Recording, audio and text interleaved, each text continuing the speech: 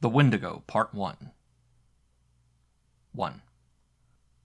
A considerable number of hunting parties were out that year without finding so much as a fresh trail, for the moose were uncommonly shy, and the various Nimrods returned to the bosoms of their respective families with the best excuses the facts or their imaginations could suggest.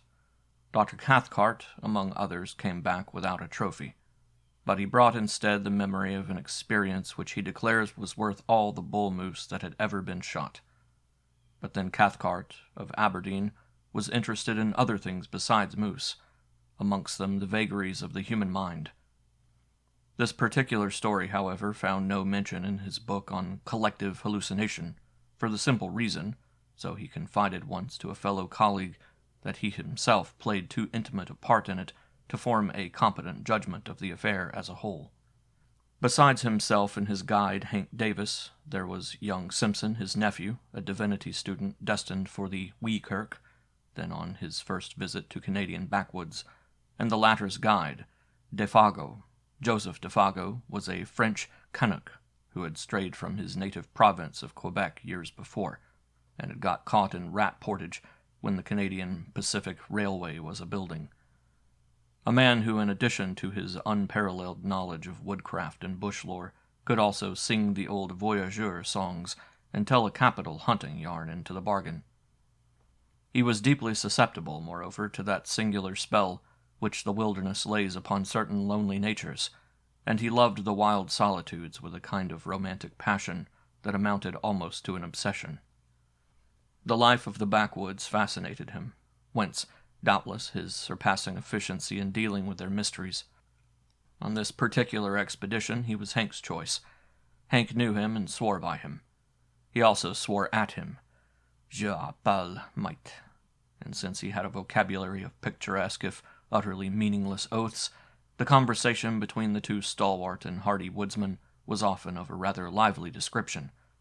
This river of expletives, however, Hank agreed to dam a little out of respect for his old hunting boss, Dr. Cathcart, whom of course he addressed after the fashion of the country as Doc, and also because he understood that young Simpson was already a bit of a parson. He had, however, one objection to Defago, and one only, which was that the French-Canadian sometimes exhibited what Hank described as the output of a cursed and dismal mind, meaning apparently that he sometimes was true to type, Latin type, and suffered fits of a kind of silent moroseness when nothing could induce him to utter speech.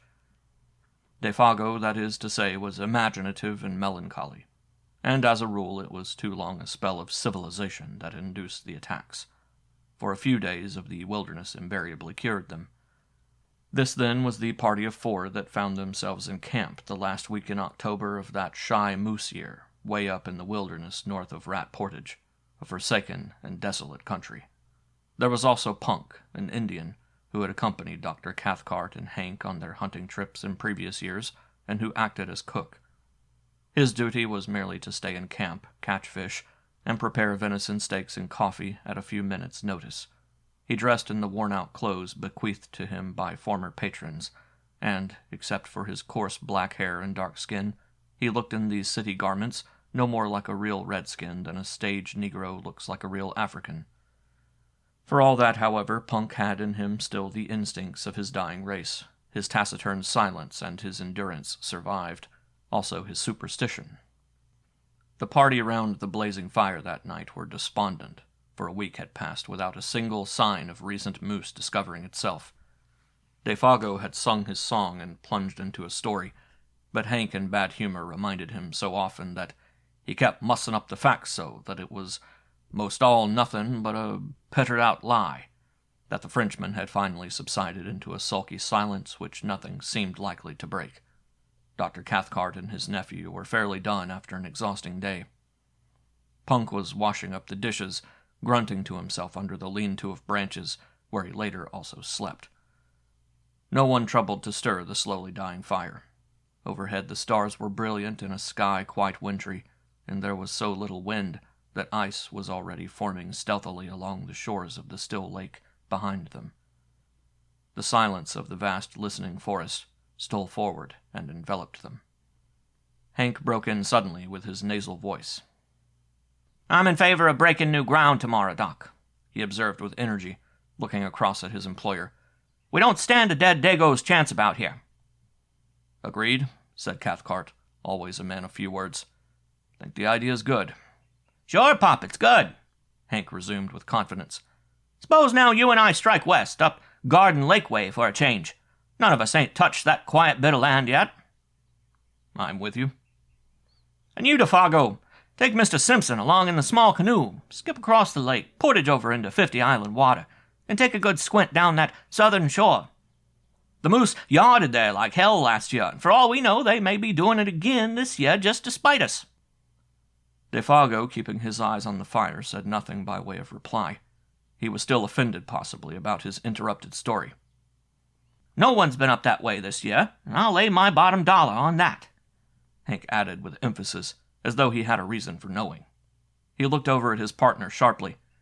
Better take the little silk tent and stay away a couple of nights, he concluded, as though the matter were definitely settled. For Hank was recognized as a general organizer of the hunt and in charge of the party. It was obvious to anyone that DeFago did not jump at the plan, but his silence seemed to convey something more than ordinary disapproval, and across his sensitive dark face there passed a curious expression like a flash of firelight, not so quickly, however, that the three men had not time to catch it. He funked for some reason, I thought, Simpson said afterwards in the tent he shared with his uncle. Dr. Cathcart made no immediate reply, although the look had interested him enough at the time for him to make a mental note of it. The expression had caused him a passing uneasiness he could not quite account for at the moment. But Hank, of course, had been the first to notice it, and the odd thing was that instead of becoming explosive or angry over the other's reluctance, he at once began to humor him a bit. But there ain't no special reason why no one's been up there this year, he said with a perceptible hush in his tone. Not the reason you mean, anyway. Last year it was the fires that kept folks out, and this year, I guess it just happened so, that's all. His manner was clearly meant to be encouraging. Joseph DeFago raised his eyes a moment, then dropped them again. A breath of wind stole out the forest and stirred the embers into a passing blaze. Dr. Cathcart again noticed the expression in the guide's face, and again he did not like it. But this time the nature of the look betrayed itself. In those eyes, for an instant, he caught the gleam of a man scared in his very soul. It disquieted him more than he cared to admit. "Bad Indians up that way?" he asked with a laugh to ease matters a little, while Simpson, too sleepy to notice the subtle byplay, moved off to bed with a prodigious yawn. "Or anything wrong with the country?" he added, when his nephew was out of hearing.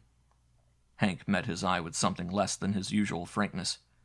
"He's just scared," he replied good-humoredly. "Scared stiff about some old fairy tale. That's all. Ain't it, old pard?" And he gave DeFago a friendly kick on the moccasined foot that lay nearest the fire. DeFago looked up quickly as from an interrupted reverie, a reverie, however, that had not prevented his seeing all that went on about him. "Scared nothing," he answered with a flush of defiance. "There's nothing in the bush that can scare Joseph DeFago, and don't you forget it." And the natural energy with which he spoke made it impossible to know whether he told the truth or only a part of it. Hank turned towards the doctor. He was just going to add something when he stopped abruptly and looked round. A sound close behind them in the darkness made all three start. It was old Punk, who had moved up from his lean-to while they talked, and now stood there just beyond the circle of firelight, listening. "Another time, Doc," Hank whispered with a wink, "when the gallery ain't stepped down into the stalls." And springing to his feet, he slapped the Indian on the back and cried noisily, "Come on up to the fire and warm your dirty red skin a bit." He dragged him toward the blaze and threw more wood on. "That was a mighty good feed you give us an hour or two back," he continued heartily, as though to set the man's thoughts on another scent. "And it ain't Christian to let you stand out there freezing your old soul to hell while we're getting all good and toasted." Punk moved in and warmed his feet, smiling darkly at the other's volubility, which he only half understood, but saying nothing.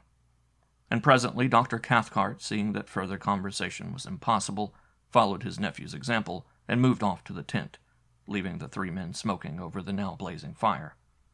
It is not easy to undress in a small tent without waking one's companion, and Cathcart, hardened and warm-blooded as he was in spite of his 50-odd years, did what Hank would have described as considerable of his twilight in the open. He noticed during the process that Punk had meanwhile gone back to his lean-to, and that Hank and Defago were at it hammer and tongs, or rather, hammer and anvil, the little French-Canadian being the anvil.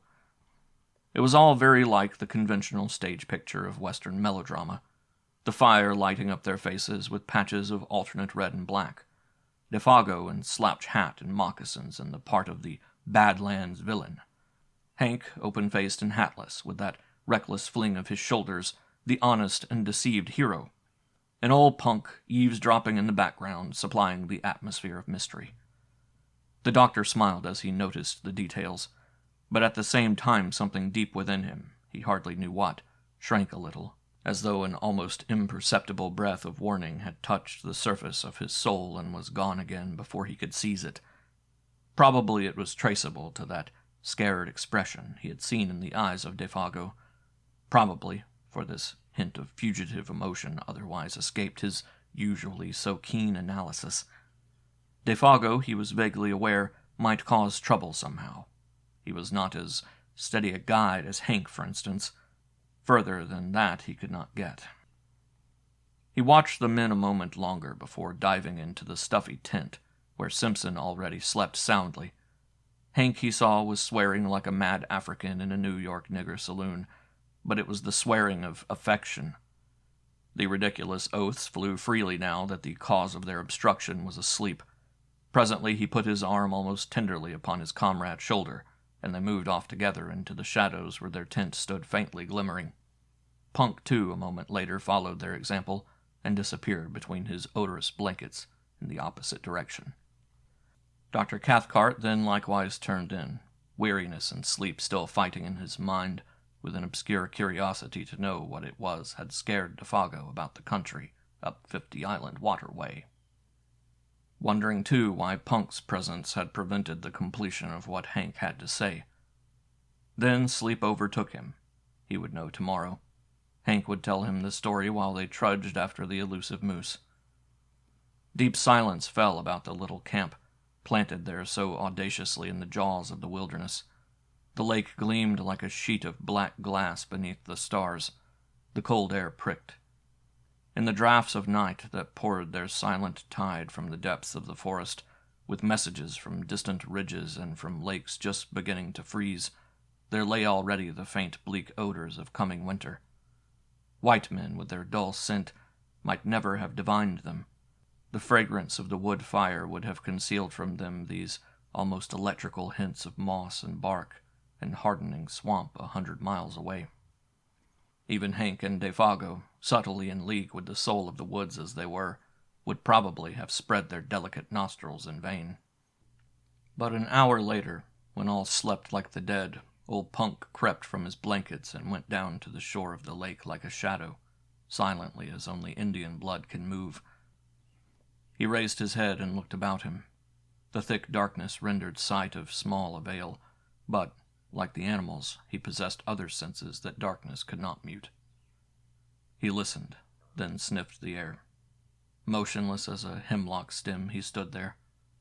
After 5 minutes again, he lifted his head and sniffed, and yet, once again, a tingling of the wonderful nerves that betrayed itself by no outer sign ran through him as he tasted the keen air. Then, merging his figure into the surrounding blackness in a way that only wild men and animals understand, he turned, still moving like a shadow, and went stealthily back to his lean-to and his bed. And soon after he slept. The change of wind he had divined stirred gently the reflection of the stars within the lake. Rising among the far ridges of the country beyond 50 Island Water, it came from the direction in which he had stared, and it passed over the sleeping camp with a faint and sighing murmur through the tops of the big trees that was almost too delicate to be audible.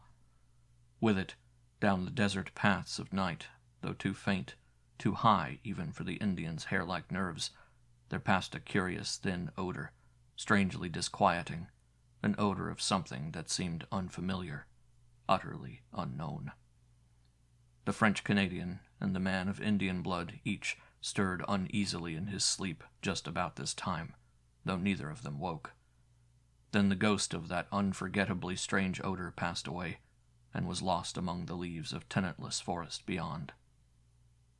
2. In the morning the camp was astir before the sun. There had been a light fall of snow during the night, and the air was sharp. Punk had done his duty betimes, for the odor of coffee and fried bacon reached every tent. All were in good spirits. "Wind's shifted," cried Hank vigorously, watching Simpson and his guide, already loading the small canoe.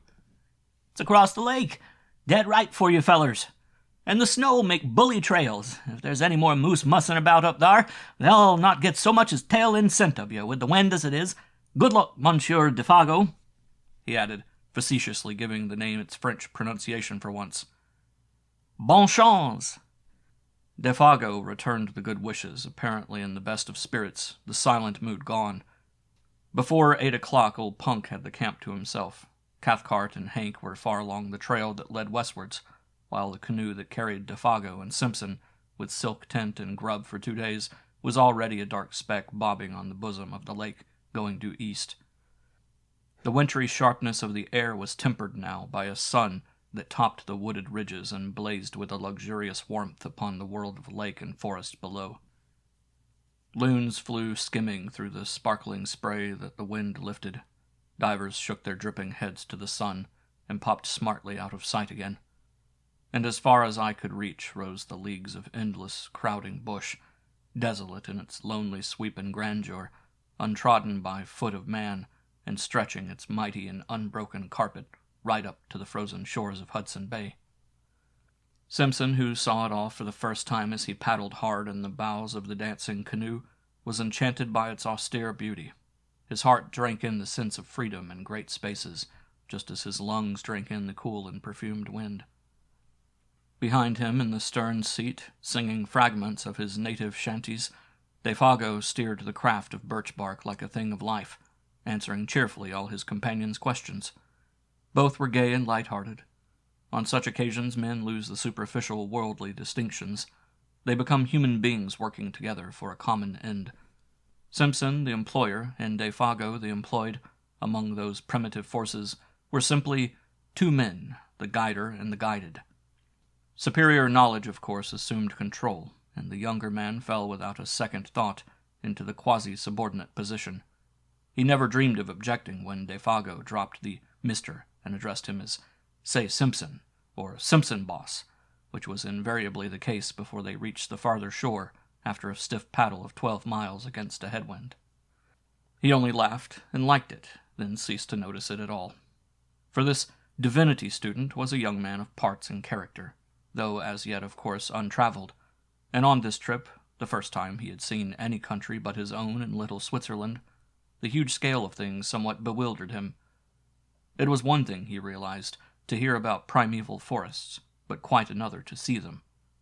While to dwell in them and seek acquaintance with their wild life was, again, an initiation that no intelligent man could undergo without a certain shifting of personal values hitherto held for permanent and sacred. Simpson knew the first faint indication of this emotion when he held the new .303 rifle in his hands and looked along its pair of faultless, gleaming barrels. The 3 days' journey to their headquarters by lake and portage had carried the process a stage farther, and now that he was about to plunge beyond even the fringe of wilderness, where they were camped into the virgin heart of uninhabited regions as vast as Europe itself, the true nature of the situation stole upon him, with an effect of delight and awe that his imagination was fully capable of appreciating. It was himself and Defago against a multitude, at least against a Titan. The bleak splendors of these remote and lonely forests rather overwhelmed him with the sense of his own littleness. That stern quality of the tangled backwoods, which can only be described as merciless and terrible, rose out of these far blue woods, swimming upon the horizon, and revealed itself. He understood the silent warning. He realized his own utter helplessness. Only Defago, as a symbol of a distant civilization where man was master, stood between him and a pitiless death by exhaustion and starvation. It was thrilling to him, therefore, to watch Defago turn over the canoe upon the shore, pack the paddles carefully underneath, and then proceed to blaze the spruce stems for some distance on either side of an almost invisible trail, with the careless remark thrown in, "Say, Simpson, if anything happens to me, you'll find the canoe all correct by these marks. Then strike due west into the sun to hit a home camp again, see?" It was the most natural thing in the world to say, and he said it without any noticeable inflection of the voice, only it happened to express the youth's emotions at the moment with an utterance that was symbolic of the situation and of his own helplessness as a factor in it. He was alone with Defago in a primitive world, that was all. The canoe, another symbol of man's ascendancy, was now to be left behind. Those small yellow patches made on the trees by the axe were the only indications of its hiding place. Meanwhile, shouldering the packs between them, each man carrying his own rifle, they followed the slender trail over rocks and fallen trunks and across half-frozen swamps, skirting numerous lakes that fairly gemmed the forest, their borders fringed with mist, and towards 5 o'clock found themselves suddenly on the edge of the woods, looking out across a large sheet of water in front of them, dotted with pine-clad islands of all describable shapes and sizes. 50 island water," announced Defago wearily, "and the sun just going to dip his bald old head into it," he added, with unconscious poetry, and immediately they set about pitching camp for the night. In a very few minutes, under those skillful hands that never made a movement too much or a movement too little, the silk tent stood taut and cozy. The beds of balsam boughs, ready laid, and a brisk cooking fire burned with the minimum of smoke. While the young Scotchman cleaned the fish they had caught trolling behind the canoe, Defago guessed he would just as soon take a turn through the bush for indications of moose. "May come across a trunk where they've been and rubbed horns," he said as he moved off, "or feeding on the last of maple leaves," and he was gone. His small figure melted away like a shadow in the dusk, while Simpson noted with a kind of admiration how easily the forest absorbed him into herself. A few steps, it seemed, and he was no longer visible. Yet there was little underbrush hereabouts. The trees stood somewhat apart, well spaced, and in the clearings grew silver birch and maple, spear-like and slender, against the immense stems of spruce and hemlock. But for occasional prostrate monsters and the boulders of gray rock that thrust uncouth shoulders here and there out of the ground, it might well have been a bit of park in the old country. Almost one might have seen it in the hands of man. A little to the right, however, began the great burnt section, miles in extent, proclaiming its real character, brûlé, as it is called, where the fires of the previous year had raged for weeks, and the blackened stumps now rose gaunt and ugly, bereft of branches, like gigantic match-heads stuck into the ground, savage and desolate beyond words. The perfume of charcoal and rain-soaked ashes still hung faintly about it. The dusk rapidly deepened, the glades grew dark, the crackling of the fire and the wash of little waves along the rocky lake shore were the only sounds audible. The wind had dropped with the sun, and in all that vast world of branches nothing stirred. Any moment, it seemed, the woodland gods, who are to be worshipped in silence and loneliness, might sketch their mighty and terrific outlines among the trees. In front, through doorways pillared by huge, straight stems, lay the stretch of 50 island water, a crescent-shaped lake some 15 miles from tip to tip, and perhaps 5 miles across where they were camped. A sky of rose and saffron, more clear than any atmosphere Simpson had ever known, still dropped its pale streaming fires across the waves, where the islands, 100 surely rather than 50, floated like the ferry barks of some enchanted fleet. Fringed with pines whose crests fingered most delicately the sky, they almost seemed to move upwards as the light faded, about to weigh anchor and navigate the pathways of the heavens instead of the currents of their native and desolate lake. And strips of colored cloud, like flaunting pennons, signaled their departure to the stars. The beauty of the scene was strangely uplifting. Simpson smoked the fish and burnt his fingers into the bargain in his efforts to enjoy it and at the same time tend the frying-pan and the fire. Yet, ever at the back of his thoughts lay that other aspect of the wilderness, the indifference to human life, the merciless spirit of desolation which took no note of man. The sense of his utter loneliness, now that even Defago had gone, came close as he looked about him and listened for the sound of his companion's returning footsteps. There was pleasure in the sensation, yet with it a perfectly comprehensible alarm, and instinctively the thought stirred in him, what could I do if anything happened and he did not come back? They enjoyed their well-earned supper, eating untold quantities of fish and drinking unmilked tea strong enough to kill men who had not covered 30 miles of hard going, eating little on the way. And when it was over, they smoked and told stories round the blazing fire, laughing, stretching weary limbs, and discussing plans for the morrow. Defago was in excellent spirits, though disappointed at having no signs of moose to report. But it was dark, and he had not gone far. The brulee, too, was bad. His clothes and hands were smeared with charcoal. Simpson watched him, realizing with renewed vividness their position, alone together in the wilderness. "Defago," he said presently, "these woods, you know, are a bit too big to feel quite at home in. To feel comfortable in, I mean. Eh?" He merely gave expression to the mood of the moment. He was hardly prepared for the earnestness, the solemnity even, with which the guide took him up. "You've hit it right, Simpson boss," he replied, fixing his searching brown eyes on his face. "And that's the truth, sure. There's no end to them. No end at all." Then he added in a lowered tone as if to himself, "There's lots found on that, and gone plumb to pieces." But the man's gravity of manner was not quite to the other's liking. It was a little too suggestive for this scenery and setting. He was sorry he had broached the subject. He remembered suddenly how his uncle had told him that men were sometimes stricken with a strange fever of the wilderness, when the seduction of the uninhabited wastes caught them so fiercely that they went forth, half fascinated, half deluded, to their death. And he had a shrewd idea that his companion held something in sympathy with that queer type. He led the conversation on to other topics, on to Hank and the doctor, for instance, and the natural rivalry as to who should get the first sight of moose. "If they went due west," observed Defago carelessly, "there's 60 miles between us now, with old Punk at halfway house eating himself full to Boston with fish and corfee." They laughed together over the picture, but the casual mention of those 60 miles again made Simpson realize the prodigious scale of this land where they hunted. 60 miles was a mere step, 200 little more than a step. Stories of lost hunters rose persistently before his memory.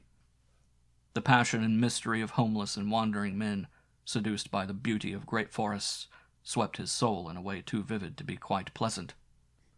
He wondered vaguely whether it was the mood of his companion that invited the unwelcome suggestion with such persistence.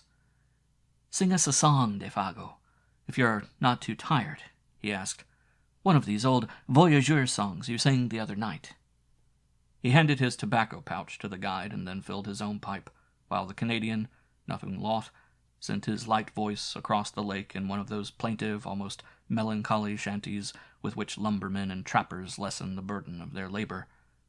There was an appealing and romantic flavor about it, something that recalled the atmosphere of the old pioneer days when Indians and wilderness were leagued together, battles frequent, and the old country farther off than it is today. The sound traveled pleasantly over the water, but the forest at their backs seemed to swallow it down with a single gulp that permitted neither echo nor resonance. It was in the middle of the third verse that Simpson noticed something unusual, something that brought his thoughts back with a rush from faraway scenes. A curious change had come into the man's voice. Even before he knew what it was, uneasiness caught him, and looking up quickly he saw that Defago, though still singing, was peering about him into the bush as though he heard or saw something. His voice grew fainter, dropped to a hush, then ceased altogether. The same instant, with a movement amazingly alert, he started to his feet and stood upright, sniffing the air. Like a dog scenting game, he drew the air into his nostrils in short, sharp breaths, turning quickly as he did so in all directions, and finally pointing down the lakeshore, eastwards. It was a performance unpleasantly suggestive, and at the same time singularly dramatic. Simpson's heart fluttered disagreeably as he watched it. "Lord, man, how you made me jump!" he exclaimed, on his feet beside him the same instant, and peering over his shoulder into the sea of darkness. "What's up? Are you frightened?" Even before the question was out of his mouth, he knew it was foolish, for any man with a pair of eyes in his head could see that the Canadian had turned white down to his very gills. Not even sunburn and the glare of the fire could hide that. The student felt himself trembling a little, weakish in the knees. "What's up?" he repeated quickly. "Do you smell moose? Or anything queer? Anything wrong?" He lowered his voice instinctively. The forest pressed round them with its encircling wall. The nearer tree stems gleamed like bronze in the firelight. Beyond that, blackness. And so far as he could tell, a silence of death. Just behind them, a passing puff of wind lifted a single leaf, looked at it, then laid it softly down again without disturbing the rest of the covey. It seemed as if a million invisible causes had combined just to produce that single visible effect. Other life pulsed about them, and was gone. Defago turned abruptly. The livid hue of his face had turned to a dirty gray. "I never said I heard or smelt nothing," he said slowly and emphatically, in an oddly altered voice that conveyed somehow a touch of defiance. "I was only taking a look round, so to speak. It's always a mistake to be too previous with your questions." Then he added suddenly with obvious effort in his more natural voice, "Have you got the matches, Boss Simpson?" and proceeded to light the pipe he had half filled just before he began to sing. Without speaking another word, they sat down again by the fire, Defago changing his side so that he could face the direction the wind came from. For even a tenderfoot could tell that. Defago changed his position in order to hear and smell all there was to be heard and smelt. And since he now faced the lake with his back to the trees, it was evidently nothing in the forest that had sent so strange and sudden a warning to his marvelously trained nerves. "Guess now I don't feel like singing any," he explained presently of his own accord. "That song kinder brings back memories that's troublesome to me. I never oughter begun it. It sets me on to imagining things, see?" Clearly the man was still fighting with some profoundly moving emotion. He wished to excuse himself in the eyes of the other, but the explanation, in that it was only a part of the truth, was a lie, and he knew perfectly well that Simpson was not deceived by it. For nothing could explain away the livid terror that had dropped over his face while he stood there sniffing the air, and nothing, no amount of blazing fire or chatting on ordinary subjects, could make that camp exactly as it had been before. The shadow of an unknown horror, naked if unguessed, that had flashed for an instant in the face and gestures of the guide, had also communicated itself vaguely and therefore more potently to his companion. The guide's visible efforts to dissemble the truth only made things worse. Moreover, to add to the younger man's uneasiness was the difficulty, nay, the impossibility he felt of asking questions, and also his complete ignorance as to the cause. Indians, wild animals, forest fires, all these he knew were wholly out of the question. His imagination searched vigorously, but in vain. Yet, somehow or other, after another long spell of smoking, talking, and roasting themselves before the great fire, the shadow that had so suddenly invaded their peaceful camp began to lift.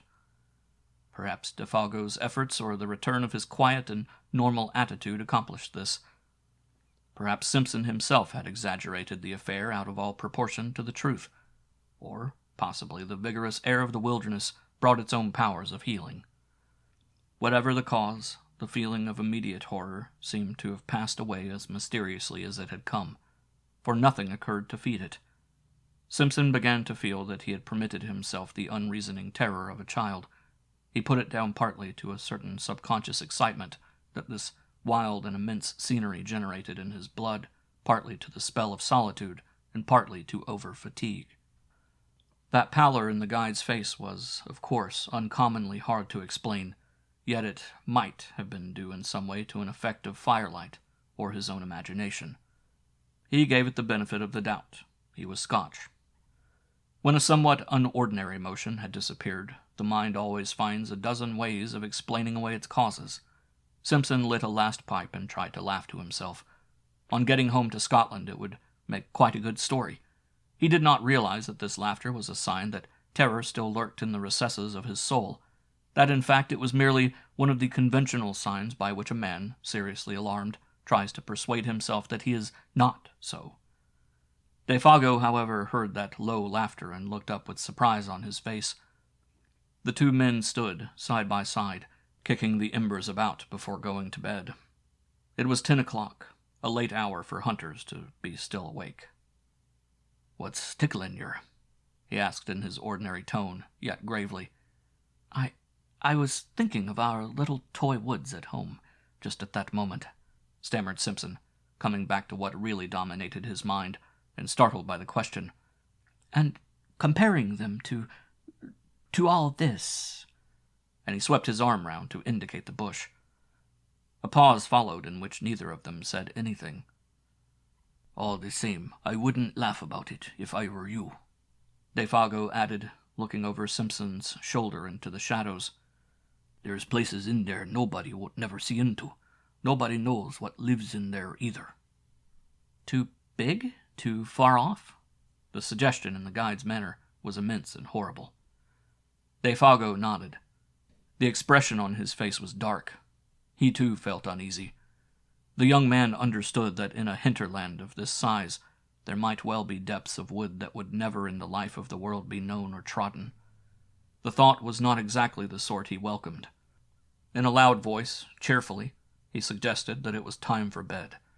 But the guide lingered, tinkering with the fire, arranging the stones needlessly, doing a dozen things that did not really need doing. Evidently there was something he wanted to say, yet found it difficult to get at. "Say, you boss Simpson," he began suddenly as the last shower of sparks went up into the air. "You don't smell nothing, do you? Nothing particular, I mean." The commonplace question, Simpson realized, veiled a dreadfully serious thought in his mind. A shiver ran down his back. "Nothing but this burning wood," he replied firmly, kicking against the embers. The sound of his own foot made him start. "And all the evening you ain't smelt nothing," persisted the guide, peering at him through the gloom. "Nothing extraordinary and different to as anything else you ever smelt before." No, man, nothing at all," he replied aggressively, half angrily. Defago's face cleared. "That's good," he exclaimed with evident relief. "That's good to hear." "Have you?" asked Simpson sharply, and the same instant regretted the question. The Canadian came closer in the darkness. He shook his head. "I guess not," he said, though without overwhelming conviction. "It must have been just that song of mine that did it. It's the song they sing in lumber camps and God-forsaken places like that, where they're skeered the Wendigos somewheres around, doing a bit of swift traveling." "And what's the Wendigo, pray?" Simpson asked quickly, irritated because again he could not prevent that sudden shiver of the nerves. He knew that he was close upon the man's terror and the cause of it. Yet a rushing, passionate curiosity overcame his better judgment and his fear. Defago turned swiftly and looked at him as though he were suddenly about to shriek. His eyes shone, his mouth was wide open. Yet all he said, or whispered rather, for his voice sank very low, was, "It's nothing but what those lousy fellers believe when they have been hitting the bottle too long. A sort of great animal that lives up yonder." He jerked his head northwards. "Quick as lightning in its tracks, and bigger than anything else in the bush, and ain't supposed to be very good to look at. That's all." "A backwoods superstition?" began Simpson, moving hastily towards the tent in order to shake off the hand of the guide that clutched his arm. Come, hurry up for God's sake, and get the lantern going. It's time we were in bed and asleep if we're going to be up with the sun tomorrow." The guide was close on his heels. "I'm coming," he answered out of the darkness. "I'm coming." And after a slight delay he appeared with the lantern and hung it from a nail in the front pole of the tent. The shadows of 100 trees shifted their places quickly as he did so, and when he stumbled over the rope, diving swiftly inside, the whole tent trembled as though a gust of wind struck it. The two men lay down without undressing upon their beds of soft balsam boughs, cunningly arranged.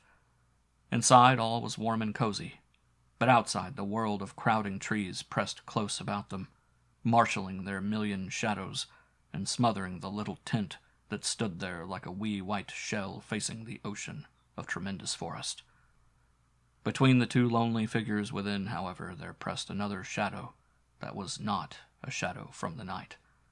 It was the shadow cast by the strange fear, never wholly exorcised, that had leaped suddenly upon Defago in the middle of his singing. And Simpson, as he lay there, watching the darkness through the open flap of the tent, ready to plunge into the fragrant abyss of sleep, knew first that unique and profound stillness of a primal forest when no wind stirs, and when the night has weight and substance that enters into the soul to bind a veil about it. Then sleep took him. 3. Thus it seemed to him, at least. Yet it was true that the lap of the water just beyond the tent door still beat time with his lessening pulses when he realized that he was lying with his eyes open, and that another sound had recently introduced itself with cunning softness between the splash and murmur of the little waves. And long before he understood what this sound was, it had stirred in him the centers of pity and alarm. He listened intently, though at first in vain, for the running blood beat all its drums too noisily in his ears. Did it come, he wondered, from the lake or from the woods? Then, suddenly, with a rush and a flutter of the heart, he knew that it was close beside him in the tent, and when he turned over for a better hearing, it focused itself unmistakably not 2 feet away. It was a sound of weeping. Defago upon his bed of branches was sobbing in the darkness, as though his heart would break, the blankets evidently stuffed against his mouth to stifle it. And his first feeling, before he could think or reflect, was the rush of a poignant and searching tenderness. This intimate human sound, heard amid the desolation about them, woke pity.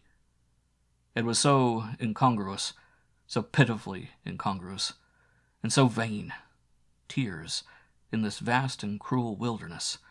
Of what avail? He thought of a little child crying in mid-Atlantic. Then, of course, with fuller realization, and the memory of what had gone before, came the descent of the terror upon him, and his blood ran cold. "Defago," he whispered quickly. "What's the matter?" He tried to make his voice very gentle. "Are you in pain? Unhappy?" There was no reply, but the sounds ceased abruptly. He stretched his hand out and touched him. The body did not stir. "Are you awake?" For it occurred to him that the man was crying in his sleep. "Are you cold?" He noticed that his feet, which were uncovered, projected beyond the mouth of the tent. He spread an extra fold of his own blankets over them. The guide had slipped down in his bed, and the branches seemed to have been dragged with him. He was afraid to pull the body back again, for fear of waking him. 1 or 2 tentative questions he ventured softly, but though he waited for several minutes, there came no reply, nor any sign of movement. Presently he heard his regular and quiet breathing, and putting his hand again gently on the breast, felt the steady rise and fall beneath. "Let me know if anything's wrong," he whispered, "or if I can do anything. Wake me at once if you feel queer." He hardly knew quite what to say. He lay down again, thinking and wondering what it all meant. Defago, of course, had been crying in his sleep. Some dream or other had afflicted him, yet never in his life would he forget that pitiful sound of sobbing, and the feeling that the whole awful wilderness of the woods listened. His own mind busied itself for a long time with the recent events, of which this took its mysterious place as one, and though his reason successfully argued away all unwelcome suggestions, a sensation of uneasiness remained, resisting ejection, very deep-seated, peculiar beyond ordinary. 4. But sleep in the long run proves greater than all emotions. His thoughts soon wandered again. He lay there, warm as a toast, exceedingly weary, the night soothed and comforted, blunting the edges of memory and alarm. Half an hour later he was oblivious of everything in the outer world about him. Yet sleep, in this case, was his great enemy, concealing all approaches, smothering the warning of his nerves. As, sometimes in a nightmare, events crowd upon each other's heels with a conviction of dreadfulest reality, Yet some inconsistent detail accuses the whole display of incompleteness and disguise, so the events that now followed, though they actually happened, persuaded the mind somehow that the detail which could explain them had been overlooked in the confusion, and that therefore they were but partly true, the rest delusion. At the back of the sleeper's mind something remains awake, ready to let slip the judgment. All this is not quite real. When you wake up, you'll understand. And thus, in a way, it was with Simpson.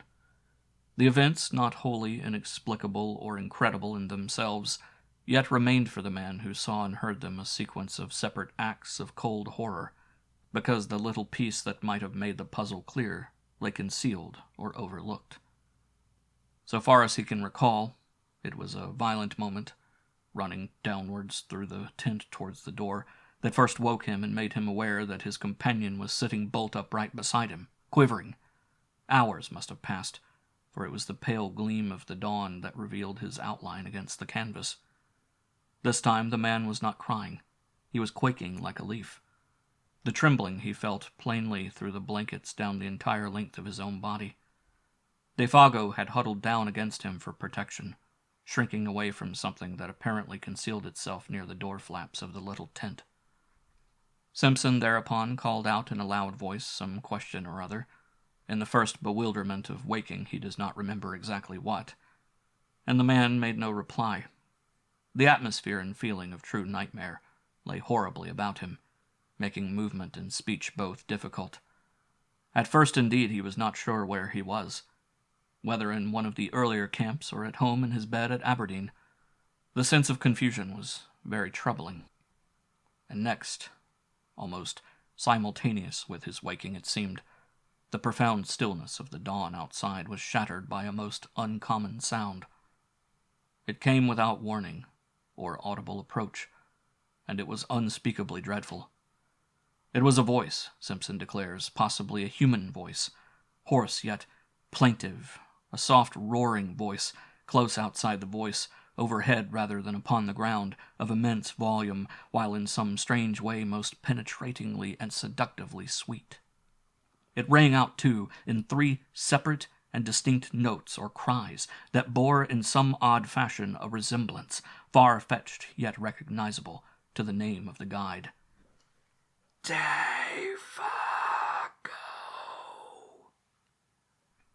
The student admits he is unable to describe it quite intelligently, for it was unlike any sound he had ever heard in his life, and combined a blending of such contrary qualities. A sort of windy crying voice, he calls it, as of something lonely and untamed, wild and of abominable power. And even before it ceased, dropping back into the great gulfs of silence, the guide beside him had sprung to his feet with an answering though unintelligible cry. He blundered against the tent pole with violence, shaking the whole structure, spreading his arms out frantically for more room, and kicking his legs impetuously free of the clinging blankets. For a second, perhaps 2, he stood upright by the door, his outline dark against the pallor of the dawn. Then, with a furious, rushing speed before his companion could move a hand to stop him, he shot with a plunge through the flaps of the canvas, and was gone. And as he went, so astonishingly fast that the voice could actually be heard dying in the distance, he called aloud in tones of anguished terror that at the same time held something strangely like the frenzied exultation of delight. "Oh, oh, my feet of fire! My burning feet of fire! Oh, oh, this height and fiery speed!" And then the distance quickly buried it, and the deep silence of very early morning descended upon the forest as before.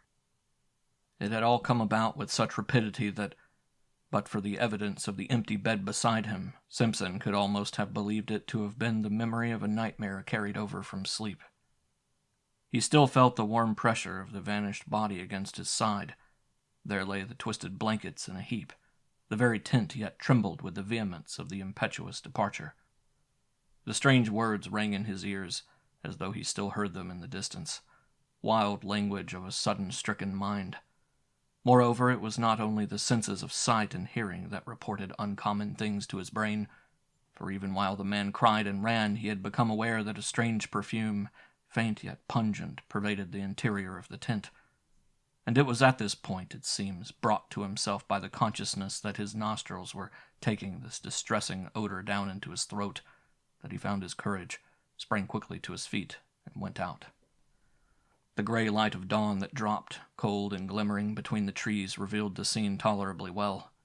There stood the tent behind him, soaked with dew, the dark ashes of the fire still warm, the lake white beneath a coating of mist, the islands rising darkly out of it like objects parked in wool, and patches of snow beyond among the clearer spaces of the bush, everything cold, still, waiting for the sun. But nowhere a sign of the vanished guide, still, doubtless, flying at frantic speed through the frozen woods. There was not even the sound of disappearing footsteps nor the echoes of the dying voice. He had gone, utterly. There was nothing but the sense of his recent presence, so strongly left behind about the camp, and this penetrating, all-pervading odor. And even this was now rapidly disappearing in its turn. In spite of his exceeding mental perturbation, Simpson struggled hard to detect its nature and define it, but the ascertaining of an elusive scent, not recognized subconsciously and at once, is a very subtle operation of the mind. And he failed. It was gone before he could properly seize or name it. Approximate description, even, seems to have been difficult, for it was unlike any smell he knew. Acrid, rather, not unlike the odor of a lion, he thinks, yet softer and not wholly unpleasing, with something almost sweet in it that reminded him of the scent of decaying garden leaves, earth, and the myriad nameless perfumes that make up the odor of a big forest. Yet, the odor of lions is the phrase with which he usually sums it all up.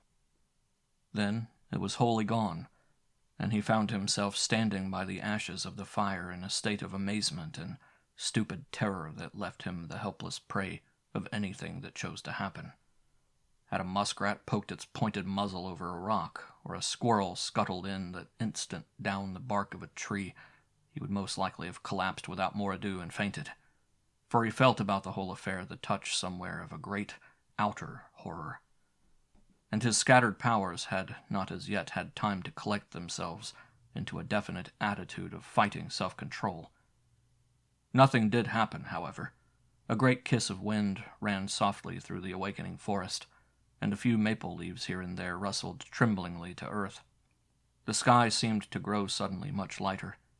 Simpson felt the cool air upon his cheek and uncovered head, realized that he was shivering with the cold, and making a great effort, realized next that he was alone in the bush, and that he was called upon to take immediate steps to find and succor his vanished companion. Make an effort accordingly he did, though an ill-calculated and futile one. With that wilderness of trees about him, the sheet of water cutting him off behind, and the horror of that wild cry in his blood, he did what any other inexperienced man would have done in similar bewilderment. He ran about, without any sense of direction, like a frantic child, and called loudly without ceasing the name of the guide. "Defago! Defago! Defago!" he yelled, and the trees gave him back the name as often as he shouted, only a little softened. "Defago! Defago! Defago!" He followed the trail that lay for a short distance across the patches of snow, and then lost it again where the trees grew too thickly for snow to lie. He shouted till he was hoarse, until the sound of his own voice and all that unanswering and listening world began to frighten him. His confusion increased in direct ratio to the violence of his efforts. His distress became formidably acute, till at length his exertions defeated their own object, and from sheer exhaustion he headed back to the camp again. It remains a wonder that he ever found his way. It was with great difficulty, and only after numberless false clues, that he at last saw the white tent between the trees, and so reached safety. Exhaustion then applied its own remedy, and he grew calmer. He made the fire and breakfasted. Hot coffee and bacon put a little sense and judgment into him again, and he realized that he had been behaving like a boy. He now made another and more successful attempt to face the situation collectedly, and a nature naturally plucky coming to his assistance, he decided that he must first make as thorough a search as possible, failing success in which, He must find his way to the home camp as best he could and bring help. And this was what he did, taking food, matches, and rifle with him, and a small axe to blaze the trees against his return journey. He set forth. It was 8 o'clock when he started, the sun shining over the tops of the trees in a sky without clouds. Pinned to a stake by the fire, he left a note in case Defago returned while he was away. This time, according to a careful plan, he took a new direction, intending to make a wide sweep that must sooner or later cut into indications of the guide's trail. And before he had gone a quarter of a mile, he came across the tracks of a large animal in the snow, and beside it, the light and smaller tracks of what were beyond question human feet, the feet of Defago. The relief he at once experienced was natural, though brief. For at the sight he saw in these tracks a simple explanation of the whole matter. These big marks had surely been left by a bull moose that, wind against it, had blundered upon the camp, and uttered its singular cry of warning and alarm the moment its mistake was apparent. Defago, in whom the hunting instinct was developed to the point of uncanny perfection, had scented the brute coming down the wind hours before. His excitement and disappearance were due, of course, to his...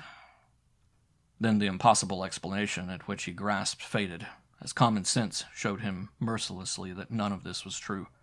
No guide, much less a guide like Defago, could have acted in so irrational a way, going off even without his rifle. The whole affair demanded a far more complicated elucidation when he remembered the details of it all. The cry of terror, the amazing language, the grave face of horror when his nostrils first caught the new odor, that muffled sobbing in the darkness, and, for this too now came back to him dimly, the man's original aversion for this particular bit of country. Besides, now that he examined them closer, these were not the tracks of a moose at all. Hank had explained to him the outline of a bull's hoofs, of a cow's or calf's too, for that matter.